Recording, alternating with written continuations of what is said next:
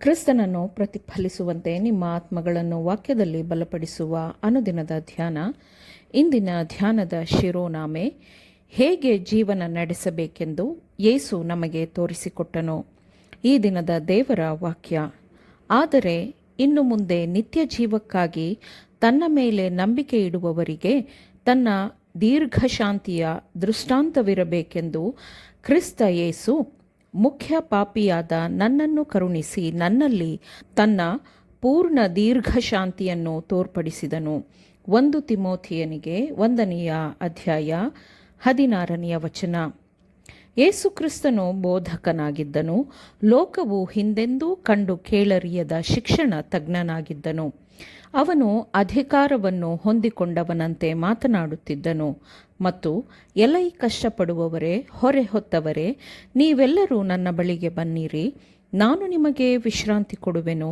ನಾನು ಸಾತ್ವಿಕನೂ ದೀನಮನಸ್ಸುಳ್ಳವನೂ ಆಗಿರುವುದರಿಂದ ನನ್ನ ನೊಗವನ್ನು ನಿಮ್ಮ ಮೇಲೆ ತೆಗೆದುಕೊಂಡು ನನ್ನಲ್ಲಿ ಕಲಿತುಕೊಳ್ಳಿರಿ ಎಂದು ಎಲ್ಲರ ವಿಶ್ವಾಸಕ್ಕಾಗಿ ಆತನು ಕರೆ ಕೊಡುತ್ತಾನೆ. ಅನಂತ ದೇವರ ಒಬ್ಬನೇ ಮಗನಾದವನು ತನ್ನ ಮಾತುಗಳ ಮೂಲಕ, ತನ್ನ ಜೀವನದ ಮಾದರಿಯ ಮೂಲಕ ನಾವು ಅನುಕರಣೆ ಮಾಡಬೇಕಾದ ಸರಳವಾದ ಮಾದರಿಯನ್ನು ನಮಗೆ ಬಿಟ್ಟಿದ್ದಾನೆ. ಆತನು ತನ್ನ ಮಾತುಗಳ ಮೂಲಕ ನಾವು ದೇವರಿಗೆ ವಿಧೇಯರಾಗುವುದನ್ನು ಬೋಧಿಸಿದ್ದಾನೆ ಮತ್ತು ತಾನು ಸ್ವತಃ ವಿಧೇಯನಾಗುವ ಮೂಲಕ ನಾವು ದೇವರಿಗೆ ಹೇಗೆ ವಿಧೇಯರಾಗಬಹುದು ಎಂಬುದನ್ನು ಅವನು ನಮಗೆ ತೋರಿಸಿದ್ದಾನೆ.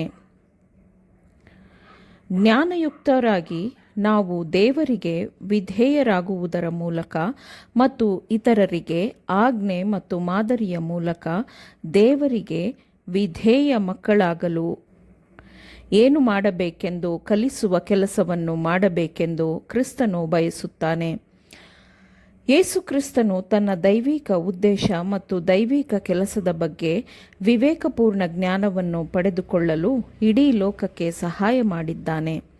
ತಂದೆಯ ಗುಣಸ್ವಭಾವವನ್ನು ಲೋಕಕ್ಕೆ ತಿಳಿಸಿಕೊಡಲು ಆತನು ಲೋಕಕ್ಕೆ ಬಂದನು. ಯೇಸು ಕ್ರಿಸ್ತನ ಜೀವನ, ಆತನ ಮಾತುಗಳು ಮತ್ತು ಕಾರ್ಯಗಳನ್ನು ನಾವು ಅಧ್ಯಯನ ಮಾಡುವಾಗ ದೇವರಿಗೆ ವಿಧೇಯರಾಗುವ ಶಿಕ್ಷಣದಲ್ಲಿ ನಮಗೆ ಸಹಾಯವು ದೊರಕಲ್ಪಡುತ್ತದೆ ಮತ್ತು ಕ್ರಿಸ್ತನು ನಮಗೆ ತೋರಿಸಿಕೊಟ್ಟಿರುವಂತಹ ಮಾದರಿಯನ್ನು ನಾವು ಅನುಕರಣೆ ಮಾಡಿದರೆ ನಾವು ಎಲ್ಲ ಮನುಷ್ಯರು ತಿಳಿದುಕೊಳ್ಳುವ ಮತ್ತು ಓದುವಂತಹ ಜೀವವುಳ್ಳ ಪತ್ರಗಳಾಗಿರುತ್ತೇವೆ. ಗುಣಸ್ವಭಾವದ ಮೂಲಕ ನಾವು ಯೇಸುಕ್ರಿಸ್ತನನ್ನು ಲೋಕಕ್ಕೆ ತೋರಿಸಿಕೊಡುವ ಜೀವಂತ ಕಾರ್ಯಭಾರಿಗಳು ನಾವಾಗಿರಬೇಕು.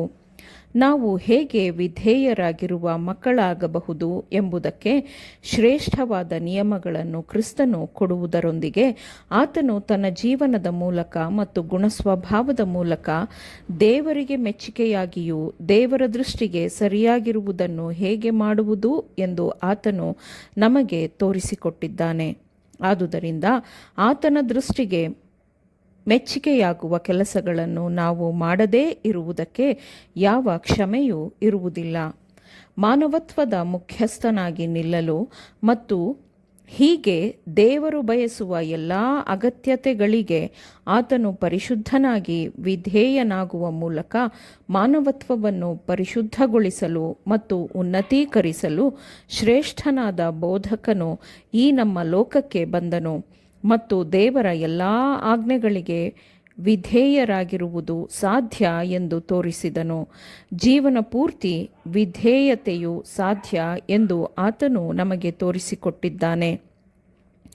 ಹೀಗೆ ತಂದೆಯು ತನ್ನ ಜೀವನವನ್ನು ಜನರಿಗೆ ಮಾದರಿಯಾಗಿ ತೋರಿಸಬೇಕೆಂದು ಮಗನನ್ನು ಆರಿಸಿಕೊಂಡು ತನ್ನ ಮಗನನ್ನು ಈ ಲೋಕಕ್ಕೆ ನೀಡಿದಂತೆ ಮಗನು ತನ್ನ ಜೀವನವನ್ನು ಪ್ರತಿಫಲಿಸುವಂತೆ ಆಯ್ದ ಪ್ರತಿನಿಧಿಗಳನ್ನು ಆತನು ಲೋಕಕ್ಕೆ ಕೊಟ್ಟಿದ್ದಾನೆ.